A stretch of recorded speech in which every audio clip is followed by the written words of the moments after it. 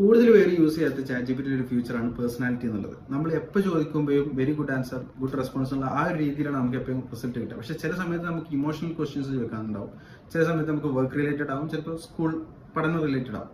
അപ്പോൾ ഇതിനൊക്കെ ഓരോ മോഡുകൾ അല്ലെങ്കിൽ ഓരോ പേഴ്സണാലിറ്റി ChatGPT തന്നെ ഫീച്ചർ തരുന്നുണ്ട്.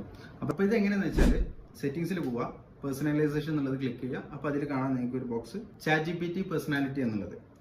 അപ്പോൾ അതിൽ ഡിഫോൾട്ട് അല്ലാണ്ട് 4 ഓപ്ഷൻ കൂടി ഉണ്ട്. അപ്പോൾ അതിൽ ഫസ്റ്റത്തെ ഒന്ന് സിനിക്കാണ്. അപ്പോൾ സിനിക്ക് എന്നുള്ളത് കുറച്ചും കൂടി നമുക്ക് ബ്ലണ്ട് ആയിട്ടുള്ളത്, ഒരു ഷുഗർ കോട്ടിംഗ് ഇല്ലാത്തൊരു ആൻസേഴ്സ് കിട്ടാനുള്ള കുറച്ചും കൂടി ഹ്യൂമർ സെൻസിന് വിറ്റിയിലായിട്ട് ആൻസേഴ്സ് തരും. രണ്ടാമത് റോബോട്ട് എന്നുള്ള ഓപ്ഷൻ. റോബോട്ട് കുറച്ചും കൂടി സ്ട്രേറ്റ് ചെയ്ത പോയിന്റ് ആണ്, വേറെ തമാശ കാര്യങ്ങളൊന്നുമില്ല. നമുക്ക് മാത്ത് പ്രോബ്ലംസ്, കോഡിംഗ് ഇങ്ങനത്തെ കാര്യങ്ങളൊക്കെ യൂസ് ചെയ്യാൻ പറ്റും. പിന്നത്തെ ഓപ്ഷൻ ലിസണർ എന്നാണ്. ലിസണർ എന്നുള്ളത് നമുക്ക് കുറച്ചും കൂടി ഇമോഷണൽ ആയിട്ടുള്ള കാര്യങ്ങളൊക്കെ സംസാരിക്കാനും ഡീൽ ചെയ്യാനുള്ളത്. പിന്നെ നാലാമത് എന്നുള്ളത് നേർഡാണ്. നേർഡ് കുറച്ചും കൂടി ഡീപ്പ് ആയിട്ട് റിസർച്ച് ടൈപ്പ് ഓഫ്, കുറച്ചും കൂടി ഫോക്കസ്ഡ് ആയിട്ട് ആൻസേഴ്സ് പറയുന്ന രീതി. അപ്പോൾ ബേസിക്കലി എല്ലാറ്റിനും ഒരേ മോഡ് നമ്മൾ യൂസ് ചെയ്യണമെന്നില്ല. അപ്പോൾ നമുക്കിപ്പോൾ ഫ്രണ്ടിനോട് ഓരോ പ്രശ്നങ്ങൾ നമ്മൾ ഓരോ ഫ്രണ്ടിനോട് സംസാരിക്കാം. അപ്പോൾ കുറച്ചും കൂടി ഇമോഷണലി സംസാരിക്കുമ്പോൾ നമ്മൾ ഇതിന്റെ പേഴ്സണാലിറ്റി മാറ്റി യൂസ് ചെയ്യാം. കുറച്ചും കൂടി മാത്ത് റിലേറ്റഡ് ആകുമ്പോൾ ആ പേഴ്സണാലിറ്റി മാറ്റാം.